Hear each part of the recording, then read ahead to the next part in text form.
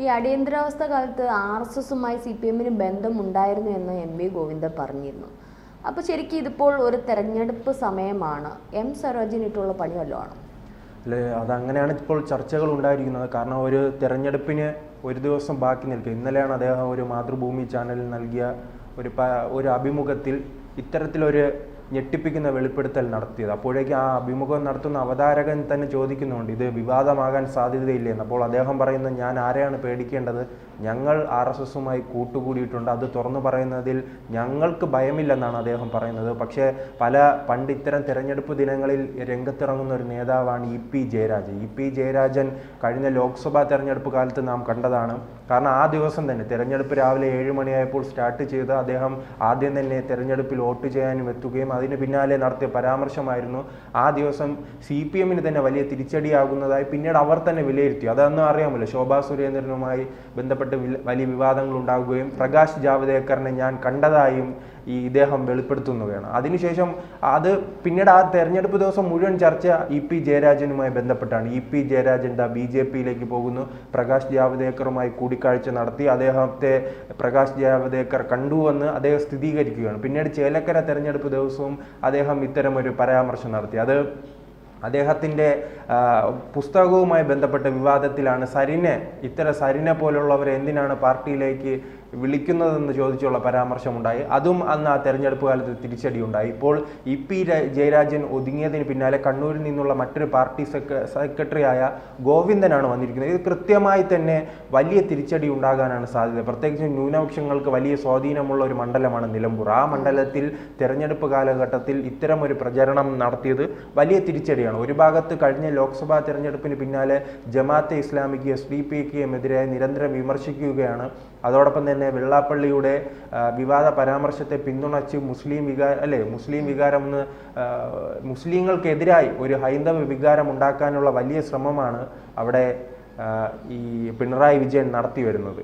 പിണറായി വിജയൻ ഒരു ഭാഗത്ത് അത്തരം വിവാദങ്ങൾ നടത്തി എങ്ങനെയെങ്കിലും 2 ഹിന്ദു വോട്ട് പിടിക്കാൻ നടക്കുമ്പോഴാണ് അതിനുശേഷം അദ്ദേഹം ആ ട്രാക്ക് മാറ്റി ഈ തെരഞ്ഞെടുപ്പ് കാലത്ത് ഗാസയ്ക്ക് അനുകൂലമായി ഇസ്രായേൽ തെമ്മാടി രാഷ്ട്രമാണെന്ന അങ്ങനെ ഒരു സന്തുലനാവസ്ഥ ഉണ്ടാക്കാൻ അദ്ദേഹം വലിയ രീതിയിൽ ശ്രമം നടത്തുന്നു. അതിനിടയിലാണ് ഗോവിന്ദൻ ഈ പാർട്ടിയെ തന്നെ വലിയ രീതിയിൽ പ്രതിസന്ധിയിലാക്കിക്കൊണ്ട് പഴയ 1975 കാലത്ത് അടിയന്തരാവസ്ഥ കാലത്ത് ഞങ്ങൾ RSSുമായി കൂട്ടുകൂടിയിട്ടുണ്ട്, അനിവാര്യമായ ഒരു ഘട്ടം വന്നപ്പോൾ കൂട്ടുകൂടി എന്നാണ് അദ്ദേഹം പറയുന്നത്. ചിലപ്പോൾ ഇതിൽ നിന്ന് എന്താണ് ഉദ്ദേശിക്കുന്നത്? അതിപ്പോ പിണറായി വിജയനും അതിനെ മാറ്റി പറഞ്ഞിട്ടുണ്ട്, MV ഗോവിന്ദനും വീണ്ടും മാറ്റി പറഞ്ഞിട്ട് കാര്യമില്ല.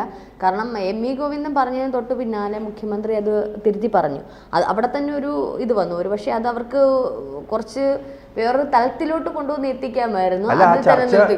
രണ്ട് അഭിപ്രായങ്ങൾ വന്നപ്പോഴേ എല്ലാ ചർച്ചയും കഴിഞ്ഞു. അങ്ങനെ സ്വരാജിന് തന്നെ പാർട്ടി സെക്രട്ടറി തള്ളിപ്പറയേണ്ട ആവശ്യം വരികയാണ്. അദ്ദേഹം തന്നെ പറയുന്നു, ഇനി ഞങ്ങൾക്ക് വർഗീയവാദികളുടെ വോട്ട് വേണ്ടെന്ന് അദ്ദേഹത്തിന്. കാരണം ഒരു പ്രധാനപ്പെട്ട തെരഞ്ഞെടുപ്പ് കാലത്ത് സ്ഥാനാർത്ഥിക്ക് തന്നെ പാർട്ടി സെക്രട്ടറിയെ തള്ളിപ്പറയേണ്ട ഒരു അവസ്ഥ വരുന്നു എന്ന് പറയുമ്പോൾ എത്രത്തോളം പാർട്ടിക്കും അവിടുത്തെ അണികൾക്കും ഈ സ്ഥാനാർത്ഥിക്ക് ഈ പാർട്ടി സെക്രട്ടറിയെ കൊണ്ട് ഒരുപക്ഷെ ഉണ്ടായിരുന്ന സംഘപരിവാർ അല്ലെങ്കിൽ RSSകാർ നിലമ്പൂരിലുള്ളവർ കൂടി ചിലപ്പോൾ സ്വരാജിനോട് ഒരു ബന്ധമുള്ളവർ കൂടി ഇനിയിപ്പോൾ വോട്ട് ചെയ്യാൻ പോകുന്നില്ല.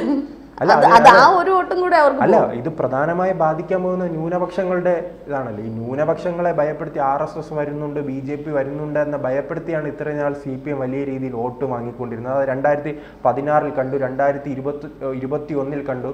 അതുകൊണ്ടാണല്ലോ ഈ ഗാസ പ്രേമോ അതോടൊപ്പം തന്നെ പിണറായി വിജയന്റെ വലിയ പ്രഖ്യാപനങ്ങളുണ്ടല്ലോ. എവിടെ പൗരത്വ ബില്ല് നടപ്പിലാക്കില്ല കേട്ടോ എന്ന പ്രഖ്യാപനമല്ലേ നാം കണ്ടിട്ടുണ്ടല്ലോ. ഇപ്പോൾ അത്തരം പ്രഖ്യാപനങ്ങളെല്ലാം പ്രതിസന്ധിയിലാക്കുന്നതാണ് ഈ ഗോവിന്ദന്റെ പ്രസ്താവന.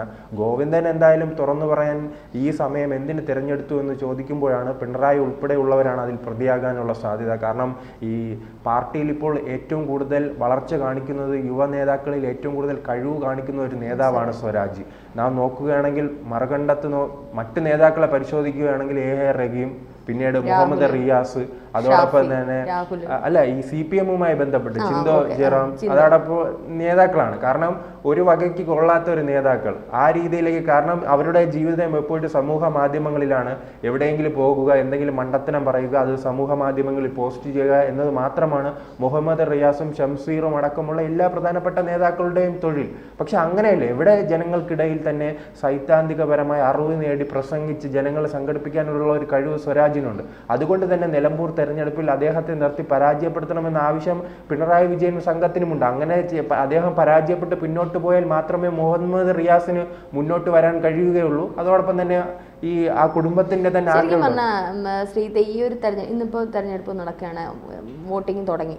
അപ്പോൾ ശരിക്കും ഈ തെരഞ്ഞെടുപ്പിന് ആ ഒരു സന്ദർഭങ്ങളിലെല്ലാം LDFന്റെ പ്രചരണങ്ങളും LDFന് അവർക്ക് ഫെയിലിയർ ആയിട്ടല്ലേ നമ്മൾ ഒരിക്കലും അവരുടെ ഒരു വിജയമായിട്ട് കാണാൻ പറ്റുക. അവരുടെ ഈ പ്രചരണ രീതിയല്ല എന്തോ അവർക്ക് മൊത്തത്തിൽ അവർക്കൊരു നഷ്ടക്കച്ചവടമായിട്ടാണ് എനിക്ക് തോന്നുന്നത്. നഷ്ടക്കച്ചവടം മാത്രമല്ല, അവരുടെ ഉള്ള ഇമേജ് കൂടി പോകുന്ന തരത്തിലാണ് പല രീതിയിലും. ഇപ്പം ഈ ഒരു യുദ്ധം വന്നപ്പോൾ അവർ അതിനെ മാത്രമാണ്, അതായത് ഇറാനെയും ഇസ്രായേലും എവിടെയോ കിടക്കുന്ന ഇറാനെയും ഇസ്രായേലിനെയും വെച്ച് വരെ പ്രചരണം നടത്തി. എന്നാൽ സ്വന്തം മണ്ഡലത്തിൽ എന്തൊക്കെ ചെയ്തു, ഇനി ഞങ്ങൾ എന്തൊക്കെ ചെയ്യും, ഞങ്ങൾക്ക് ഇന്ന പോരായ്മകൾ വന്നു, പക്ഷെ അത് ഇങ്ങനെ ഞങ്ങൾ പരിഹരിക്കും എന്നുള്ള രീതി പ്രചരണം നിലമ്പൂരിനെ കോൺസെൻട്രേറ്റ് ചെയ്ത് നടത്താതെ, എന്നാൽ എതിർ പാർട്ടി UDF ആണെങ്കിൽ അതിനെ എടുത്തുകൊണ്ട് പക്ഷെ ഞങ്ങൾ ഇനി ഇതൊക്കെ ചെയ്യുമെന്ന് പറഞ്ഞുകൊണ്ട് BJP ഉൾപ്പെടെ പ്രകടന പത്രിക വരെ BJP തയ്യാറാക്കി ജനങ്ങൾക്ക് കൊടുത്തിട്ടുണ്ട്. ഞങ്ങൾക്ക് തരുവാണെങ്കിൽ 10 മാസം കൊണ്ട് ഞങ്ങൾ ഇങ്ങനെ ആക്കി അത് തരുമെന്നുള്ള പറഞ്ഞിട്ട്. പക്ഷേ അതേസമയം LDFന് ഒന്നും പറയാനില്ല. അവർ എന്തൊക്കെ ചെയ്തു എന്നോ ഇനി എന്തൊക്കെ ചെയ്യുമെന്നോ ഒന്നുമല്ല. അവർ ഇറാനും ഇസ്രായേലും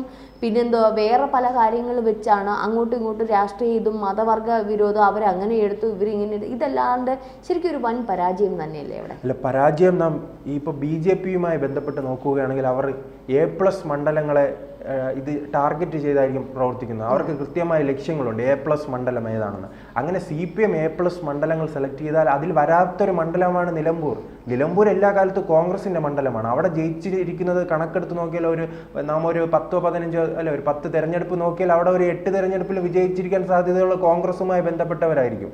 പക്ഷെ അതിൽ നിന്ന് വിപരീതമായാണ് അവർ ഒരു സ്വതന്ത്ര നേതാവിനെ പരീക്ഷിക്കാൻ രംഗത്തിറക്കുകയും നിലമ്പൂരിൽ അൻവർ ജയിക്കുകയും ചെയ്തത്. അതുകൊണ്ടാണ് അവിടെ LDFന് സ്ഥാനാർത്ഥി വന്നത്. അല്ലാതെ ഈ CPMന് തന്നെ അറിയാം അത് ഞങ്ങളുടെ മണ്ഡലമല്ലെന്ന്. ഇപ്പോൾ എന്താ ധർമ്മടം പോലെയോ അതോടൊപ്പം തന്നെ കണ്ണൂരിലെ ഏതെങ്കിലും മണ്ഡലം പോലെയോ ഇപ്പോൾ തിരുവനന്തപുരത്ത് ആറ്റിങ്ങൽ മണ്ഡലങ്ങളിലുണ്ടല്ലോ ആ മണ്ഡലങ്ങൾ പോലെയോ അങ്ങനെ ഒരു എല്ലാ കാലത്തും ഈ LDFന് ശക്തമായിട്ടുള്ള ഒരു അടിത്തറയുള്ള മണ്ഡലമല്ല, അത് കോൺഗ്രസിന്റെ മണ്ഡലമാണ്. അത് അവർക്ക് തിരിച്ചറിയാം.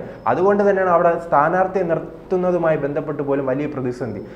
നാം മറ്റ് തെരഞ്ഞെടുപ്പുകൾ പരിശോധിച്ചാൽ അറിയാം, ആദ്യ സ്ഥാനാർത്ഥി പ്രഖ്യാപനം നടത്തുന്നത് എല്ലാ കാലത്തും CPM ആയിരിക്കും. കാരണം അത് അവർക്കറിയാം. അവർ കൃത്യമായി തന്നെ അതെ ആരെ നിർത്തണം ആരെ നിർത്തണ്ട എന്നതും അതോടൊപ്പം തന്നെ അവിടെ പ്രാദേശികമായി നല്ല കഴിവുള്ള നേതാക്കളുണ്ട്.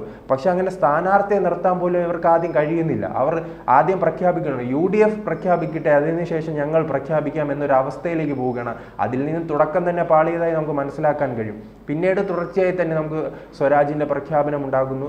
പിന്നീടാണ് സ്വരാജ് കുറച്ചൊന്ന് പച്ച പിടിച്ചു എന്ന് ഇടയ്ക്ക് വിവരം ലഭിച്ച പശ്ചാത്തലത്തിലായിരിക്കും അദ്ദേഹത്തെ പരാജയപ്പെടുത്തി ഭാവിയിൽ ഞങ്ങളുടെ നേതാവായ നമ്മുടെ നേതാവായ ഈ ഷംസീറിനെ ഒന്ന് വളർത്തിക്കൊണ്ട് മുഹമ്മദ് റിയാസിനെ വളർത്തിക്കൊണ്ട് വരണമെങ്കിൽ ഈ സ്വരാജ് പരാജയപ്പെടണം. അല്ലെങ്കിൽ ഇദ്ദേഹത്തിന് വേണ്ടി എത്രത്തോളം ഫ്ലെക്സുകളാണ് അവിടെ അടിച്ച് വെറുതെ ഇട്ടിരിക്കുന്നത്, ആർക്ക് വേണ്ടി? റിയാസിന് വേണ്ടി. ഇപ്പോൾ എവിടെ പോയാലും ഞാൻ ഇടയ്ക്ക് ശ്രദ്ധിച്ചാൽ ഈ സ്കൂളുമായി ബന്ധപ്പെട്ടൊരു ഫ്ലെക്സ് അടിച്ചു വെച്ചിരിക്കുന്നു. അതിൽ 2 പേരെ ഫോട്ടോ മാത്രമേ ഉള്ളൂ. ഒന്ന് നമ്മുടെ മുഖ്യമന്ത്രിയും അതോടൊപ്പം തന്നെ റിയാസും. ശിവൻകുട്ടിയുടെ ആ സ്കൂളിന് മുന്നിൽ ശിവൻകുട്ടിയുടെ ഫ്ലെക്സേ ഇല്ല. ആ രീതിയിൽ മാറുകയാണ്. അങ്ങനെ വലിയ PR വർക്കാണ് ഈ റിയാസുമായി ബന്ധപ്പെട്ട് നടക്കുന്നത്. റിയാസിനെ വലിയ രീതിയിൽ മുന്നേറുകയാണെങ്കിൽ സ്വരാജ് പരാജയപ്പെടണം. അതിനു വേണ്ടിയുള്ള ഒരു തയ്യാറെടുപ്പാണോ ഈ ഗോവിന്ദൻ അടക്കമുള്ള കണ്ണൂരിലെ നേതാക്കൾ നടത്തുന്നതെന്ന് സംശയിക്കേണ്ടിയിരിക്കുന്നു. ഈ RSS ബന്ധത്തെക്കുറിച്ച് പറയുകയാണെങ്കിൽ 2 പാർട്ടികളും പല കാലഘട്ടത്തിൽ RSSുമായി ബന്ധം സ്ഥാപിച്ചിട്ടുണ്ട്. കാരണം മുൻകാലങ്ങളിൽ കോൺഗ്രസും ലീഗും ഈ ജനസംഘവുമായി BJPയുമായി സഖ്യം ചേരുന്നത് നാം കണ്ടിട്ടുണ്ട്. കൊലീബി സഖ്യം എന്നറിയപ്പെടുന്നത് ബേപ്പൂൽ അടക്കമുള്ള സ്ഥലങ്ങളിൽ അവർ ഒരുമിച്ച് മത്സരിക്കുന്ന സാഹചര്യം ഉണ്ടായി. അതുപോലെ തന്നെയാണ് ഈ CPMും അതോടൊപ്പം തന്നെ ഈ RSSുമായി ബന്ധം സ്ഥാപിച്ചിട്ടുണ്ട്. ആ രീതിയിൽ തന്നെയാണ് പല ഘട്ടങ്ങളിൽ ഇത്തരം നീക്കങ്ങൾ നടക്കുന്നത്.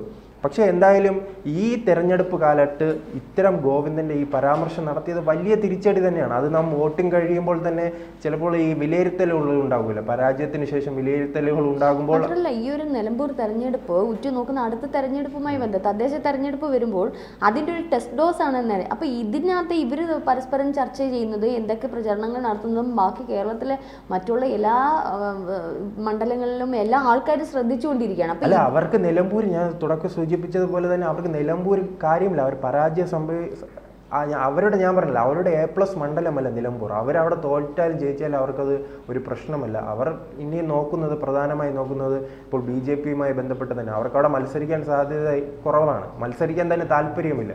അവർ മത്സരിക്കാൻ പോകുന്നത് തദ്ദേശ സ്വയംഭരണ സ്ഥാപനങ്ങളുടെ തെരഞ്ഞെടുപ്പ് ലക്ഷ്യമിട്ടാണ് മാറുന്നത്. അത് തന്നെയാണ് LDF ആയാലും BJP ആയാലും ചെയ്യുന്നത്. അവിടെ പ്രധാന റോള് UDF-നാണ്. കാരണം അത് അവരുടെ മണ്ഡലമാണ്. ഇപ്പോൾ നേമത്ത് തെരഞ്ഞെടുപ്പാണെങ്കിൽ BJP വലിയ രീതിയിൽ അവിടെ പ്രചരണം നടത്തും, മികച്ച സ്ഥാനാർത്ഥിയെ നിർത്താൻ ശ്രമിക്കും. അതുപോലെ തന്നെയാണ് ഇപ്പോൾ നിലമ്പൂരിലെ അവസ്ഥ. അവർ മൈൻഡ് പോലും ചെയ്യുന്നില്ലല്ലോ. ആ രീതിയാണ് മറ്റൊരു നിയമമാണ്, കോൺഗ്രസിൻ്റെ മറ്റൊരു നിയമമാണ് ഈ നിലമ്പൂർ. അവർക്ക് തന്നെയാണ് ഇപ്പോൾ ഏറ്റവും കൂടുതൽ വിജയപ്രതീക്ഷ. അതിനെ കുറച്ച് വിജയപ്രതീക്ഷയ്ക്ക് ഒരു CPM-ന് ഇടയ്ക്ക് വിജയപ്രതീക്ഷ വന്നപ്പോഴാണ് ഈ ഗോവിന്ദൻ്റെ ഒരു 8-ന്റെ പണി സ്വരാജിന് നൽകിയിരിക്കുന്നത്. കൂടുതൽ വാർത്തകളും വിശേഷങ്ങളും നിങ്ങളിലേക്ക് എത്താൻ ABC മലയാളം സബ്സ്ക്രൈബ് ചെയ്യുക, ബെൽ ബട്ടണും അമർത്തുക.